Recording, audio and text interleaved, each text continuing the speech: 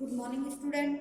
आज हम कक्षा 9 के पाठ्य पुस्तक कृतिका जिसकी पाठ 4 माटी वाली, माटी मतलब मिट्टी है ना, जो मिट्टी बेचने वाली जो औरत थी उसकी कहानी है जो कि विद्यासागर नौटियाल द्वारा लिखित है। इसके बारे में हम पढ़ेंगे। शहर के सेमल का तप्पड़ मोहल्ले की ओर बने आखिरी घर की खोली में पहुंचकर उसने दोनों हाथों की मदद से अपने सिर पर धरा बोझा नीचे उतारा। मिट्टी से भरा एक कंटर, कंटर मतलब कनस्तर, जो मिट्टी से भरा हुआ था।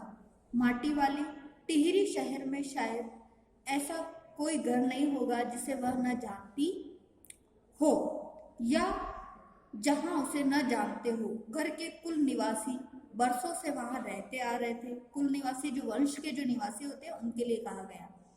किराएदार, उनके बच्चे तक, तलक मतलब तक, घर घर में लाल मिट्टी देते रहने कि उस काम को करने वाली वह अकेली है। उसका कोई प्रतिद्वंदी नहीं, प्रतिद्वंदी मतलब उसका कोई विरोधी या उसके बराबर कोई मुकाबला करने वाला नहीं है। उसके बगैर तो लगता है टिहरी शहर के कई घरों में चूल्हे का जलना तक मुश्किल हो जाएगा। वह न रहे तो लोगों के सामने रसोई और भोजन कर लेने के बाद अपने चूल्हे चौके की लिपाई करने की समस्या पैदा हो जाएगी। भोजन जुटाने और खाने की तरह रोज की एक समस्या, घर में साफ लाल मिट्टी तो हर हालत में मौजूद रहनी चाहिए। तो लेखक कहते हैं जो मिट्टी वाली है वो सेमल का तप्पड़ मोहल्ला शहर का, वहां से लेकर वो टिहरी शहर में पूरे गांव से लेकर पूरे शहर में वो क्या करती थी, मिट्टी बेचा करती थी। और वो मिट्टी किस काम आती थी, जब भी भोजन बन जाता था तो चूल्हे चौके को लीपने के लिए काम आती थी। अगर वो औरत नहीं होती मिट्टी बेचने वाली तो मानो कि घरों में समस्या उत्पन्न हो जाती कि वापस चूल्हे की चौके की हम लिपाई कहाँ से करें, उसकी समस्या उत्पन्न हो जाती थी। तो ऐसा बच्चा बूढ़ा सभी मिलकर उन्हें बहुत ही अच्छे से जानते थे। चूल्हे चौके को लीपने के अलावा साल 2 साल में मकान के कमरों दीवारों की गोबरी लिपाई करने के लिए भी लाल माटी की जरूरत पड़ती थी। और सिर्फ चूल्हे चौके तक ही वो लाल मिट्टी जो थी काम नहीं आती थी, यहाँ तक कि जो कच्चे घर होते थे उनको पूरे घर की दीवारों को लीपने पोतने के लिए भी मिट्टी की जरूरत पड़ती थी। शहर के अंदर कहीं माटा खान है नहीं। माटा खान मतलब जो मिट्टी खोदने की जो खाने होती है, जिसको खोदने से मिट्टी निकलती है, वो शहर में कहीं नहीं थी। भागीरथी और बिलांगना, 2 नदियों के तट पर बसे हुए शहर की मिट्टी इस कदर रेतीली है कि उससे चूल्हों की लिपाई का काम नहीं किया जा सकता है। और टिहरी शहर जो है वहां पर 2 नदियां, एक तो भागीरथी और बिलांगना, उसी के तट पर एक मिट्टी का रेतीला ढेर तो है, परंतु वो मिट्टी काम नहीं आती। आने वाले नए नए किराएदार भी एक बार अपने घर के आंगन में उसे देख लेते तो अपने आप माटी वाली के ग्राहक बन जाते।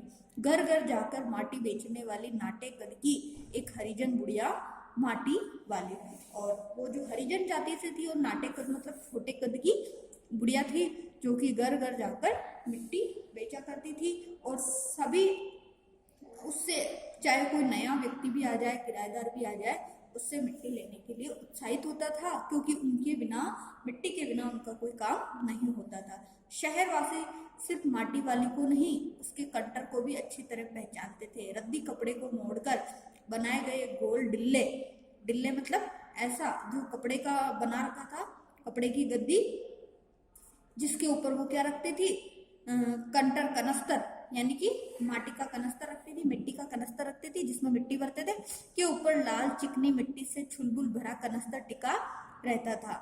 उसके ऊपर किसी ने कभी कोई ढक्कन लगा हुआ नहीं देखा। अपने कंटर को इस्तेमाल में लाने से पहले वह उसके ऊपरी ढक्कन को काट कर निकाल फेंकती है। ढक्कन के न रहने पर कंटर के अंदर मिट्टी भरने और फिर उसे खाली करने में आसानी रहती थी। तो एक ऐसा कनस्तर बना हुआ होता था जिसको सिर पर कपड़े की वो राउंड शेप में बना के उसके ऊपर वो कनस्तर रखती थी और उसमें मिट्टी भर देती थी, जिससे, और उसके ऊपर ढक्कन भी नहीं रहता था जिससे उसको निकालने में या भरने में आसानी रहती थी। उसने कंटर को जमीन पर रखते रखते सामने के घर से 9-10 साल की एक छोटी लड़की कामिनी दौड़ती हुई वहां पहुंची और उसके सामने खड़ी हो गई। मेरी माँ ने कहा, जरा हमारे यहाँ भी आ जाना। अभी आती हूँ। घर की मालकिन ने माटी वाली को अपने कंटर की माटी कच्चे आंगन के एक कोने पर उड़ेल देने को कह दिया। और एक छोटी बालिका होती है, वो भी उसे बुलाने आती है। जो कि घर की मालकिन जो होती है वो मिट्टी वाले को क्या करती है कि कंटर की माटी कच्चे आंगन के एक कोने पर उड़ेल देने को कहती है। पूरा का पूरा कनस्तर ही उसके घर में डाल देने के लिए कहती, मिट्टी का पूरा भरा हुआ। तू बहुत भाग्यवान है, चाय के टाइम पर आई है हमारे घर। भाग्यवान आए खाते वक्त। और मिट्टी वाले को क्या कहती है कि तुम तो बहुत ही भाग्यवान हो, चाय के समय खाने के समय तुम हमारे घर आए हो। और जो भाग्यवान व्यक्ति होते हैं जो ही खाने के समय पर आ पहुंचते। वह अपनी रसोई में गई और 2 रोटियां लेती आई। रोटियां उसे सौंप कर वह फिर अपनी रसोई में घुस गई। और जिस औरत ने उसे बुलाया था मिट्टी लेने के लिए, उसने किचन में जाकर उसे 2 रोटी भी दी मिट्टी वाली को।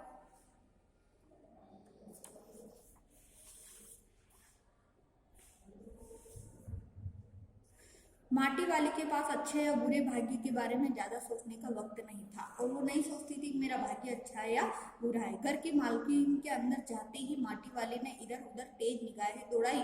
हाँ, इस वक्त वह अकेली थी, उसे कोई देख नहीं रहा था। उसने फौरन अपने सिर पर धरे डिल्ले के कपड़े के मोड़ों की हड़बड़ी में एक झटके में खोला और उसे सीधा कर दिया। फिर इकहरा खुल जाने के बाद वह पुरानी चादर के एक फटे हुए कपड़े के रूप में प्रकट हुआ।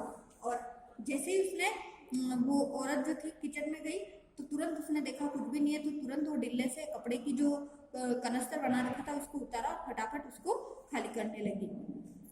मालकिन के बाहर आंगन में निकलने से पहले उसने चुपके से अपने हाथों में थामी 2 रोटियों में से एक रोटी को मोड़ा और उसे कपड़े पर लपेटकर गांठ बांध दी। साथ ही अपना मुंह यूं ही चलाकर खाने का दिखावा करने लगी। और जो औरत ने जो रोटियां दी थी उसमें से वो एक तो खा ली और एक उसने क्या कर ली, छुपा ली।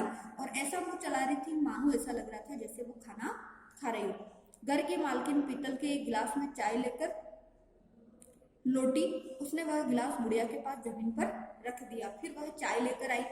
ले सदा बासी साग कुछ है नहीं अभी, इसी चाय के साथ निगल जा। और वो बोलती है कि अभी कुछ भी सब्जी वगैरह नहीं है, तो तुम एक काम करो, चाय के साथ ही रोटी खा लो। माटी वाली ने खुले कपड़े के एक छोर से पूरी गोलाई में पकड़कर पीतल का वह गर्म गिलास हाथ में लिया।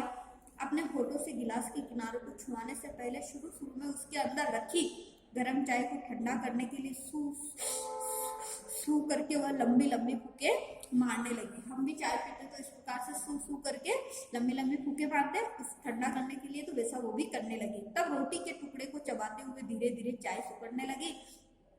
चाय तो बहुत अच्छा साग हो जाती है ठकुराइन जी। और फिर वो कहती है कि मानो चाय तो साग से भी अच्छी है, जो ऐसा फील हो रहा है जैसे बहुत ही अच्छी साग हो। साग मतलब सब्जी के लिए कहा गया। भूख तो अपने में एक साग होती है बुढ़िया, भूख मिट्टी की भोजन मीठा। तो वो कहती है कि भूख तो अपने आप में ही एक साग होती है, अर्थात भूख लगती है तब हमें पता नहीं चलता है कि सब्जी अच्छी है या बुरी, अच्छी बनी है या नहीं बनी, हमें तुरंत ही भा जाती है। तो कहती है भूख मीठी होती है या भोजन मीठा होता है, अर्थात भूख होती है तो हमें कैसा भी भोजन होता है वो भा जाता है, और भूख नहीं होती है तो हम चाहे कितनी भी अच्छी सब्जी हो उसके लिए भी हम नाटक करते हैं। तुमने अभी तक पीतल के गिलास संभाल कर रखे हैं, पूरे बाजार में और किसी घर में अब नहीं मिल सकते हैं गिलास। फिर बुढ़िया उससे बातचीत करती है और उससे बोलती है ये पीतल के गिलास तुमने आज तक संभाल के रख रखे और तो कहीं पर भी मुझे दिखाई नहीं दिए पूरे शहर में। इनके खरीदार कई बार हमारे घर के चक्कर काट कर लौट गए। पुरखों की गाड़ी कमाई से हासिल की गई चीजों को हराम के भाव बेचने को मेरा दिल गवाही नहीं देता। और वो कहती है कि इनको खरीदने के लिए तो बहुत सारे लोग चक्कर काट गए, अर्थात जो भंगार वाले आते हैं वो कई बार ऐसी पुरानी वस्तुओं को मांगते करते, परंतु वो कहती है कि जो पुरखों, जो हमारे पूर्वज है, उन्होंने बहुत ही मेहनत के साथ इन वस्तुओं को बसाया है, जो कि मैं ऐसे हरामी में इनको बेचने का लिए मेरा मन मुझे गवाह नहीं देता है। हमें क्या मालूम कैसी तंगी के दिनों में अपनी जीभ पर कोई स्वादिष्ट चटपटी चीजें रखने के बजाय मन कोसकर 2-2 पैसे जमा करते रहने के बाद खरीदी होंगी उन्होंने ये तमाम चीज़ें जिनकी हमारे लोगों की नज़रों में अब कोई कीमत नहीं रही। और वह औरत कहती है कि हमारे पूर्वजों ने ना जाने वो भी अगर चाहते तो स्वादिष्ट चटपटे भोजन या चीज़ें रखने के बजाय या खाने के बजाय ये सब चीज़ों का शौक भी कर सकते थे, परंतु उन्होंने दो दो पैसे बचाकर अपने हमारे लिए ये वस्तुएं इकट्ठी की है जिनको मैं इस तरीके से नहीं बेच सकती। मानती हूँ आज के समय में हमारे हम जैसे लोगों के सामने इनकी कोई कीमत नहीं रह गई है, परंतु पूर्वजों की दी हुई बहुत ही कीमती वस्तुएं ये। बाजार में जाकर पीतल का भाव पूछो जरा, दाम सुनकर दिमाग चकराने लगता है। और ये व्यापारी हमारे घरों से हराम के भाव इकट्ठा कर ले जाते। तमाम बर्तन भांडे कांसे के बर्तन भी गायब हो गए हैं अब सब घरों से। तो और बाजार में जब इन चीज़ों के लिए हम भाव पूछते हैं तो बहुत ही ज़्यादा होता है, परंतु यही लोग हमारे यहाँ से तो बिल्कुल सस्ते भाव में लेकर इकट्ठा कर ले जाते हैं। तमाम जितने भी कांसे के बर्तन हैं, पीतल के बर्तन हैं, सभी मानो कि एक तरीके से लुप्त हो चुके, गायब हो चुके, इनकी कमी आ गई है। तो आज हम माटी वाली नामक पाठ के बारे में यहीं तक पढ़ेंगे। इसके भाग 1 के बारे में, इसके भाग 2 के बारे में नेक्स्ट क्लास में पढ़ेंगे। आपको पढ़ाया गया पाठ के आधार पर आप ध्यानपूर्वक पढ़ लीजिए। Thank you.